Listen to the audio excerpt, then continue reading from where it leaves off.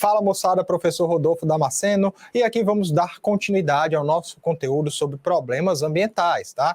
E aí vamos aqui fazer um resumo do que foi a aula anterior através dos nossos mapinhas ali, o mapa mental. É aquilo que eu digo, se não está entendendo, começa a desenhar para facilitar. Além de você fazer resumo da aula, fazer anotação dos principais tópicos, é interessante que você comece a praticar a técnica dos mapinhas mentais, desenhar, reescrever aquilo que você viu, tá? Em formato de desenho, em formato de esquemas, que ajuda a consolidar mais o conteúdo antes de você começar a fazer as questões, que é o que a gente vai fazer aqui. Vou mostrar para vocês os mapas mental desse conteúdo e na sequência a gente vai resolver algumas questões, tá certo? Então vamos lá, segue o fio.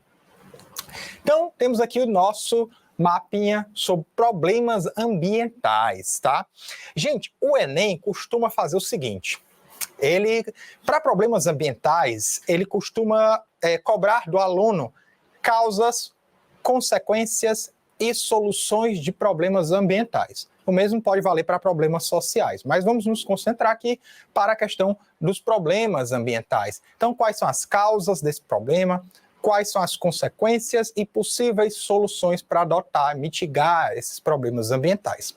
Nós vimos aqui, certo, nessa aula, que a gente dividiu os problemas ambientais, tá? Em 4 dimensões. O primeiro deles aqui, a gente tem o solo, certo? O que a gente pode falar do solo, tá? Em termos de problema ambiental.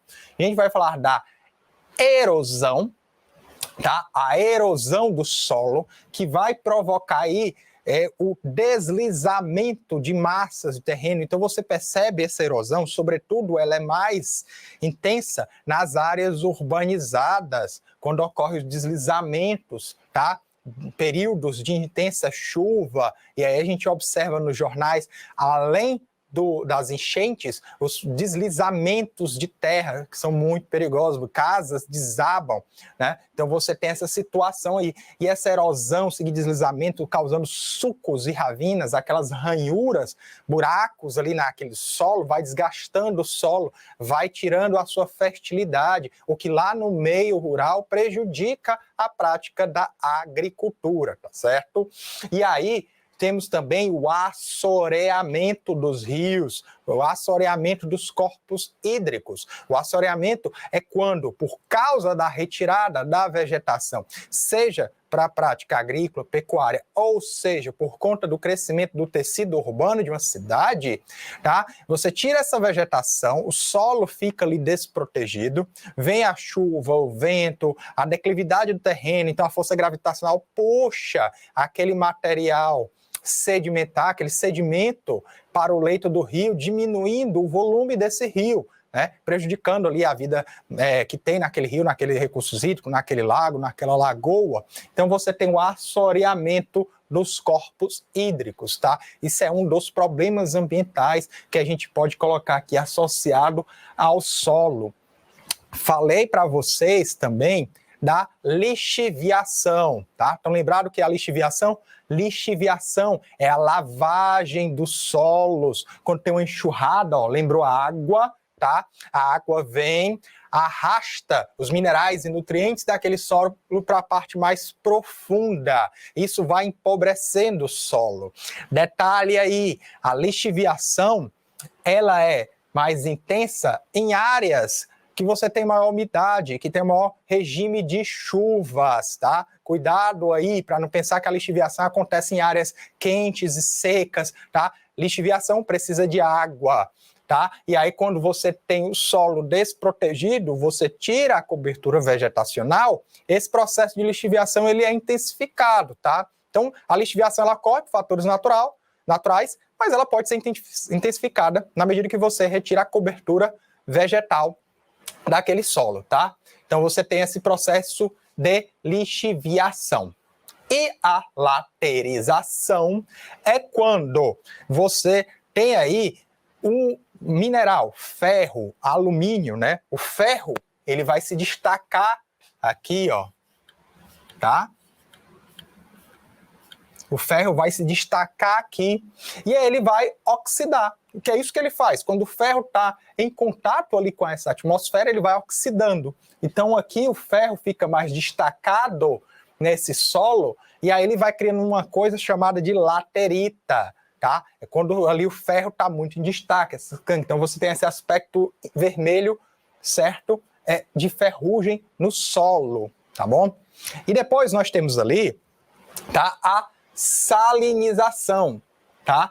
Falei para vocês, a salinização comum acontece ali quando uma área é submetida a um intenso processo de irrigação, tá? A água vai evaporando e traz ali à tona os sais que estão naquele solo. Então a água evapora e leva os sais mais para as superfícies. Então em áreas que já foram em épocas geológicas passadas, mares, oceanos, você vai ter esse processo. Aparece em áreas semiáridas, áridas, acontece esse processo de salinização, tá? Olha que interessante. Então, dentro dessa problemática solo, problemáticas ambientais relativas ao solo, você pode observar isso tanto no meio rural como no meio urbano. Então, dica até de estudo é quando você estiver estudando problemas ambientais, na sequência ver de novo ali processo de urbanização, crescimento das cidades e o impacto ambiental de um crescimento urbano, o impacto ambiental das atividades agrícolas, tá? Isso ajuda muito a fixar o conteúdo, tá? Então, para você evitar de estudar as coisas muito separadas naquelas caixinhas que a gente costuma fazer, né? Você vai seguindo ali a lógica do livro didático, caso você tenha, vai estudando separado e não faz a associação, que é muito necessária lá nas questões do Enem, tá certo? Então você tem que aprender a ver o todo. Então os solos, a gente tem esse processo erosivo, deslizamento, sulcos, ravinas, assoreamentos, a lixiviação, a laterização com ferro, a laterita, e depois a salinização, que aparece aí esses sais na superfície ali do solo, tá? Outro processo que a gente vai observar aqui é do desmatamento, tá? Desmatamento muito intenso, tá? Então, desmatamento, a gente pode ter as seguintes situações, tá? Lembrando que o desmatamento, ele acontece, sobretudo, por causas econômicas. E aí, quando a gente traz isso para o espaço geográfico brasileiro, essas causas econômicas, essas atividades antrópicas, estão associadas a o quê? A um avanço da fronteira agrícola, que eu já mencionei inúmeras vezes, e essa fronteira agrícola aqui, ó, pegando, destacado, o bioma do Cerrado, tá? O nosso bioma do Cerrado. Lembrando que o bioma do Cerrado, assim como o bioma da Mata Atlântica, é uma coisa que a gente chama de hotspot. É um dos hotspots, certo? Mundiais. Pontos de grande biodiversidade, de grande riqueza vegetacional e animal. Então você tem dois grandes hotspots no Brasil, um desses aqui é o Cerrado, certo? É onde, se você jogar o mapa do Brasil com as regiões brasileiras, o Cerrado ali, ó, compreende basicamente o centro-oeste do Brasil, pegando também um pouco aqui do Pantanal, da área do Pantanal e o bioma Cerrado. E aí, quando a gente olha para o processo de industrialização do Brasil, a indústria ela vai se concentrar na parte mais urbanizada do Brasil, que é essa parte aqui mais litorânea, que é onde tem o segundo hotspot, que é a Mata Atlântica, tá? Então você tem aqui o processo de urbanização e industrialização, tá? Se dando numa área aqui da Mata Atlântica e no Cerrado, outra atividade econômica que é a agropecuária. Olha só, quando você olha lá para estudar industrialização e urbanização, vai perceber que a indústria se localiza nas regiões onde há maior quantidade de pessoas, maior infraestrutura de transporte energética e para essa outra região aqui do Brasil, né? Atividades econômicas ficam ali em torno da agropecuária. E aí, quando a gente fala agropecuária nesse contexto aqui, se destaca a fronteira agrícola com a criação de gado e soja, tá? Tem outras culturas como o algodão, cana-de-açúcar, mas quem se destaca mesmo aí, tá? Nessa fronteira agrícola, seguindo aqui até Mato Piba, tá? É a questão do gado e a soja, tá certo? Então você tem esse desmatamento associado à fronteira agrícola, o avanço da fronteira agrícola nessa direção aqui, ó, tá certo? Então por esses lados aqui, tá?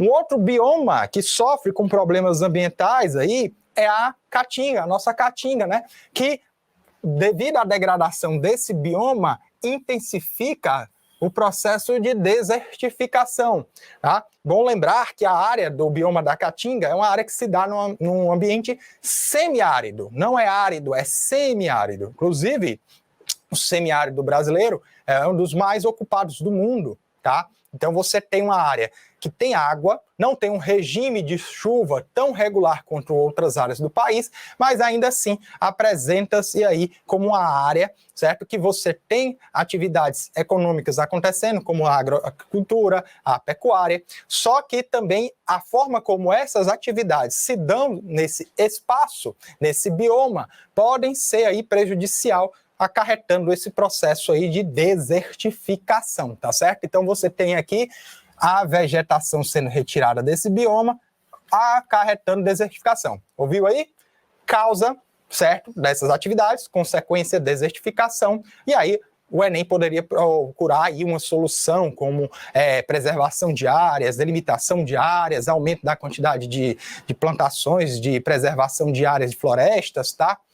E outro ponto ali, que eu já falei, vou destacar, é a ocupação histórica. Como a gente viu, o Brasil, desde o seu período colonial, é ocupado majoritariamente nessa faixa litorânea, tá certo? Então você tem essa situação aí em que a vegetação, no caso especificamente a Mata Atlântica, ela foi constantemente retirada pelos ciclos econômicos. Então, primeiramente, retirada ali do pau-brasil, depois plantio de café, cana-de-açúcar, os ciclos econômicos que foram se dando foram ali responsáveis também pela retirada dessa vegetação originária no território, tá? Um segundo ponto aqui é o clima, tá? Nós vamos observar outro elemento que o Enem gosta de cobrar, que é o clima. E logo de cara vai se destacar ali a poluição gerada pelas atividades humanas, tá certo? Então, a poluição intensa, a liberação de gases do efeito estufa. E essa poluição a gente vê aí, por exemplo, nas áreas urbanas, tá? A reversão térmica, tá? E as ilhas de calor. Reversão térmica é quando o ar frio, mais denso, mais pesado, ele não sobe porque se forma uma camada de ar mais quente na alta atmosfera e impede que ele leve esses poluentes ali para longe da superfície. Resultado, maior contato da população com elementos poluidores que causam aí doenças respiratórias, alergias. E a ilha de calor, certo? É um dos fenômenos mais evidentes da modificação do clima pelo homem. É quando você percebe, nesses grandes centros urbanos, tá? Como o clima, a temperatura, ela é diferente das áreas adjacentes. Grandes centros urbanos, prédios, asfalto, concreto, muita gente, circulação de pessoas, de veículos, ocasionam uma situação em que o calor, a temperatura, é mais elevada nas áreas urbanizadas do que nas áreas adjacentes, nas áreas que você vai encontrar maior concentração de vegetação, de corpos hídricos, tá? Então, nessa região a temperatura é mais agradável, é menor, mas nas áreas urbanizadas chega a ser mais quente, tá? É a ilha de calor. E aí, poluição, poluentes da atmosfera, nós vamos lembrar o efeito estufa ampliado. Olha só que interessante aqui. Vamos para a área do aquecimento global, certo? E aí a gente tem que lembrar que o efeito estufa é um fenômeno natural do planeta, tá? Só que ele é ampliado. Quando a gente fala ampliado, é quando você começa a observar a ação antrópica das atividades humanas mudando, alterando esse fenômeno, esse processo de aquecimento global, com uma liberação de poluentes cada vez mais expressivas desde a Revolução Industrial. Olha aí aquele conteúdo sobre espaço industrial, associado com meio ambiente. Desde o processo iniciado de Revolução Industrial, a humanidade liberou para a atmosfera uma quantidade muito grande de gases que ampliam o efeito estufa, sobretudo quando começou a se utilizar combustíveis fósseis, que vai liberar a maior quantidade de carbono na atmosfera. Esse carbono retém mais calor e isso aumenta o chamado gases do efeito estufa.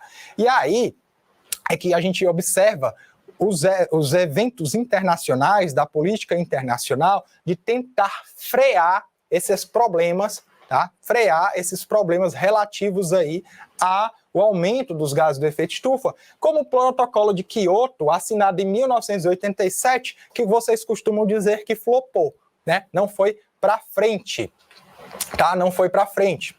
Então, o que aconteceu? Era uma proposta de diminuir os gases do efeito estufa liberado pelas atividades humanas, e aí eles fizeram o Acordo de Paris, recente, em 2015, que tem um intuito ali de diminuir as taxas de poluentes a níveis até pré-industriais, para frear ali, diminuir o dano causado ao meio ambiente. Porque, segundo as previsões dos especialistas, dos geógrafos da área de climatologia, dos meteorologistas, tá? Com esse aumento de gases do efeito estufa, a gente tem um aumento da temperatura até cerca de 1 grau, que era esperado, só que pelas previsões que estão se dando aí, o aumento vai ser de mais de 1 grau. Aí você deve estar se perguntando, mas aumentar em 1 grau, certo? Não parece ser muita coisa, mas a nível planetário, imagina aí, as atividades humanas liberando gases do efeito estufas estão sendo grandes o suficientes para aumentar a temperatura em todo o planeta em 1 grau. E essa mudança acarreta o quê?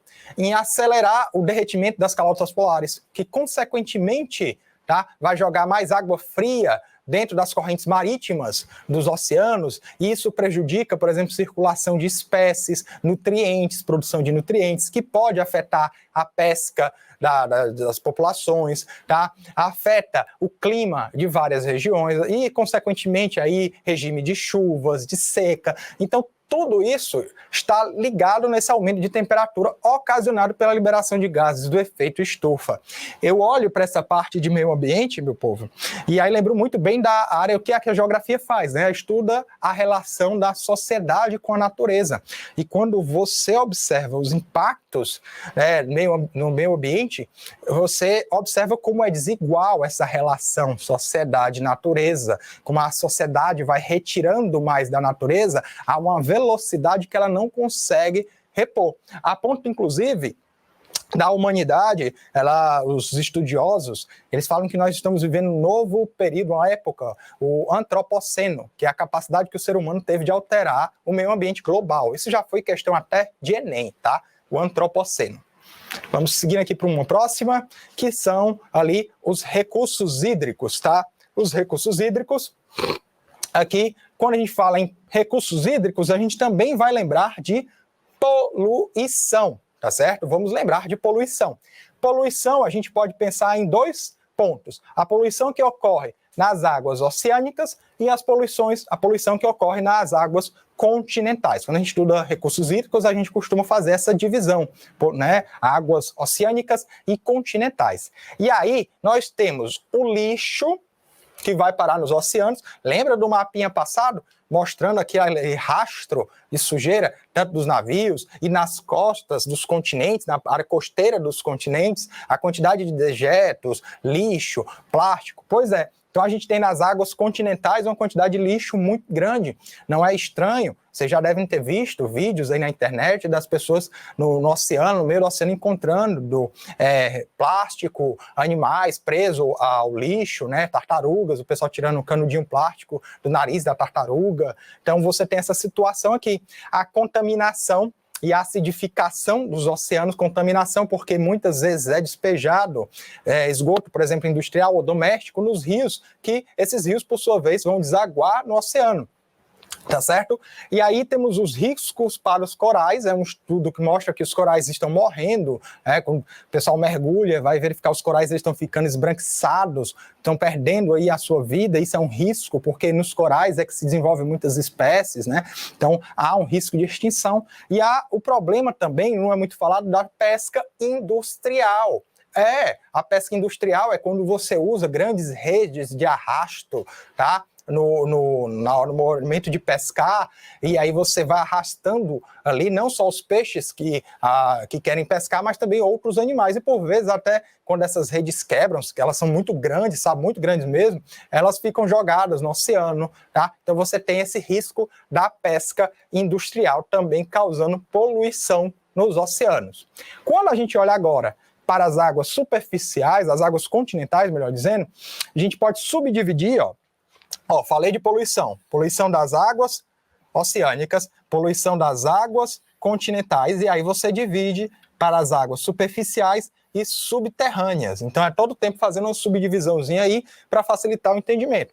O que nós temos de poluição nas águas subterrâneas? Também tem a acidificação pela quantidade de produtos químicos jogados nessas águas, a contaminação pelo lixo, tá? A eutrofização, que é quando você tem ali uma poluição tamanha que vai diminuindo a quantidade de oxigênio na água e aí vai matando as espécies marinhas, tá certo? A salinização, que é o aumento da quantidade de sais, tá? E também a contaminação dos aquíferos, do Guarani, do Alter do Chão, tá? Por exemplo, nessas áreas onde tem o aquífero, há um processo de urbanização intenso que vai tirando água numa velocidade mais rápida do que o aquífero pode ser reposto, tá? Dessa forma, o nível do aquífero vai baixando. Ou mesmo, quando você tem ali o esgoto, quando não é tratado, penetra ali no solo e vai contaminando esse aquífero. Então, a gente tem essa situação aí de poluição desses recursos hídricos, tá certo? Então, vamos lá. Falou em problemas ambientais, você vai focar em observar causas, consequências e possíveis soluções nos problemas ambientais relativos ao solo, o desmatamento, tá? Ao clima e à poluição. E daí você vai desbravando outros problemas, vai puxando o fio aí e vai encontrando outras consequências, causas, consequências, vai chegar a fazer relações com problemas sociais, tá certo? Por exemplo, do solo que causa essa erosão, esqueci até de comentar, ele, quando tem esse deslizamento, é em áreas de risco e comumente, quem está em área de risco é a população mais pobre, que não tem condições financeiras de obter habitação em lugares com melhores infraestruturas. Olha só como eu já faço a ligação aqui de problemas ambientais com a questão da habitação, que é uma questão de problemática urbana, né? Precariedade da habitação. Então é interessante quando você consegue estabelecer essas relações. Lembre-se que eu falei, geografia ali no Enem é você começar a estabelecer associações com o conteúdo. Então, depois dessa rápida aqui, revisão, vamos lá para as nossas questões, tá certo? Então, vamos aqui para a nossa primeira questão do Enem de 2008. Tem um textinho aqui, ó, da revista Época. Calcula-se que 78% do desmatamento na Amazônia tenha sido motivado pela pecuária, ou seja, criação do gado, galera. Cerca de 35% do rebanho nacional está na região. Olha só, 35% do rebanho nacional está ali na área da Amazônia. E que pelo menos 50 milhões de hectares de pasto são poucos produtivos. Enquanto o custo médio para aumentar a produtividade de 1 hectare de pastagem é de R$2.000, certo? Então, para aumentar a produtividade desse hectare, eu gasto R$2.000. O custo para derrubar uma área igual a 1 hectare é de apenas R$800. O que estimula, então, novos desmatamentos. Deu para ver aí, né? É mais barato desmatar, porque o cara gasta R$800, do que simplesmente tentar aumentar a produtividade da área de pasto, porque ele vai gastar uns R$2.000.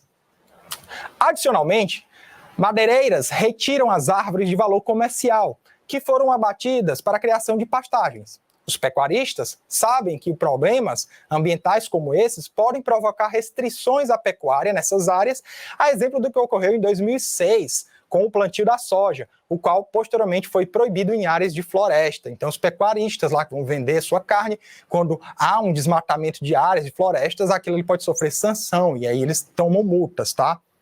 Vamos lá. Opa! Então, a partir da situação problema descrita, conclui-se que, olha só que o Enem adora colocar a situação problema para vocês resolverem, tá? O item A. O desmatamento na Amazônia decorre principalmente da exploração ilegal de árvores de valor comercial. Não está totalmente correto, porque esse não é o principal problema. Você tem, além das pastagens, do desmatamento, mineração em áreas proibidas. Então, o item A aqui, ele não é plenamente verdadeiro, tá certo? Um dos problemas que os pecuaristas vêm enfrentando na Amazônia é a proibição do plantio da soja. Aí você percebeu a pegadinha. Se você for esperto, percebeu a pegadinha. O que faz um pecuarista? O pecuarista cria gado para o abate. Então, como é que ele vai se preocupar com o plantio da soja, que já é agricultura, tá? Então, cuidado, olha a pegadinha. Pecuarista é gado. tá? Então, o item B não está correto. C. A mobilização de máquinas e de força humana torna o desmatamento mais caro que o aumento da produtividade da pastagem. O item C você descarta. Por quê? Por que eu descarto o item C? Porque lá no corpo do texto ele mostra que é mais barato desmatar. É R$800 para desmatar uma área de 1 hectare, enquanto para aumentar a produtividade dessa mesma área é R$2.000. Então, o item C está errado. Item D. O superávit comercial decorrente da exportação de carne produzida na Amazônia compensa a possível degradação ambiental. Não compensa, além de ser absurdo a proposta dessa, vocês observaram lá no corpo do texto que 35% do rebanho nacional está naquela área. Então não compensa, é uma quantidade muito pouca, tá? E ainda mais degradar o meio ambiente não é uma coisa muito legal, como a gente está vendo nessas aulas de geografia. E aí, por eliminação, sobrou só o item E. A recuperação de áreas desmatadas e o aumento da produtividade das pastagens podem contribuir para a redução do desmatamento da Amazônia. Óbvio, se eu vou recuperar uma área desmatada, aumentando o plantio dessa área, protegendo essa área e tentar aumentar a produtividade da área do pasto, eu vou ter uma menor necessidade de desmatar, tá certo? Outra questão aqui do Enem de 2021. Com base no mapa, olha aí, mapinha de novo para vocês, a área com maior suscetibilidade natural à ocorrência de erosão no Brasil é o interior da região norte, a depressão do Pantanal, interior da região norte aqui, depressão do Pantanal bem aqui, extremo oeste da Amazônia, para cá, faixa litorânea do Sudeste e região da Mata de Cocais bem aqui. Aí, vamos lá. Passar aqui a resposta. Faixa litorânea do Sudeste. Por quê? Faixa litorânea do Sudeste, você está no litoral, uma ocorrência de chuvas, tá? Tem uma ocorrência aí de umidade, tá? Está próximo do litoral. Então a ocorrência, a suscetibilidade natural é em virtude dessa proximidade, essa dinâmica, essa troca intensa na área costeira provoca maior suscetibilidade, certo? Aqui para a erosão do solo, tá? Outra, Enem 2011, o fenômeno da ilha de calor, foi falado aqui, é um exemplo mais marcante das modificações das condições iniciais do clima pelo processo de urbanização, caracterizado pela modificação do solo, pelo calor antropogênico, essa palavra que se refere às ações do homem, tá? E o que inclui todas as atividades humanas inerentes à sua vida na cidade. Pergunta. O texto exemplifica uma importante alteração socioambiental comum aos centros urbanos. A maximização desse fenômeno ocorre. Ou seja, por que esse fenômeno é maximizado? É o que a pergunta que está sendo posta. Pela reconstrução dos leitos originários dos cursos d'água antes canalizados. Então ele está dizendo assim, se eu estou reconstruindo leitos de rios que foram canalizados, na verdade eu teria uma melhoria da temperatura. Aqui não vai acontecer isso, porque eu reconstruo os leitos do rio, vai aumentar o calor. Pela recomposição de áreas verdes nas áreas centrais dos centros urbanos, ora, se ultimamente há políticas de aumentar o espaço verde em meio urbano justamente para diminuir essa temperatura. C. Pelo uso de materiais com alta capacidade de reflexão no topo dos edifícios. Mais uma vez, aquelas questões do tipo absurdas, assim, que não concatena com o que a gente está falando. Você botar, nem toda cidade vai ter edifício para reflectância, né, para criar isso aí. Então é uma questão absurda, não casa bem com o que foi colocado aqui. Pelo processo de impermeabilização do solo nas áreas centrais das cidades. Opa! E aqui, ó, pela construção de vias expressas e gerenciamento de tráfego terrestre. Né? Outra questão que não, a última, que não dialoga com o enunciado. Quando a gente olha que há um processo de impermeabilização do solo nas áreas centrais, tá? Impermeabilização como asfalto, concreto, a urbanidade, a urbanização, os prédios, então você tem uma concentração aqui de elementos artificiais que impedem ali uma melhoria da qualidade do tempo, né? Da temperatura, tá? Falando nisso, gente, lembrando, quando está falando de questões relativas ao clima, você tem que fazer uma diferença, o que é o clima e o que é o tempo. O tempo é o estado momentâneo da atmosfera, tá? Naquele momento ali. Então tá quente, tá frio, tá úmido, tá seco. E o clima é a sucessão habitual de tempo, aproximadamente 30 anos, num determinado lugar, que estabelece um padrão climático, tá? Bem interessante a gente falar isso aí, bem do primeiro ano, bem geografia física do primeiro ano, tá? Então aqui, nossa questão certa é o item D, tá? Outra questãozinha muito interessante do Enem de 2017. A leitura dos dados revela que as áreas com maior cobertura vegetal têm potencial de intensificar o processo de... Você olha aqui, tipologia da área, bacias naturais e florestadas. O que ela retém aqui? Porcentagem de chuva retida, de 80% a 100%, tá? O que é escoado? De 0% a 20% da água. Bacias com ocupação agrícola e cultivos, ela retém 40% a 60% da chuva e pode escorrer 40% a 60% dessa água. Bacias com ocupação residencial, ela pode reter de 40% a 50% e pode ter um escoamento da água de 50% a 60%. Bacias com ocupação urbana pesada, ela vai reter de 0% a 10%, certo? E vai escorrer ali de 90% a 100% da água. Então, o que ele está dizendo? O que pode acontecer aqui?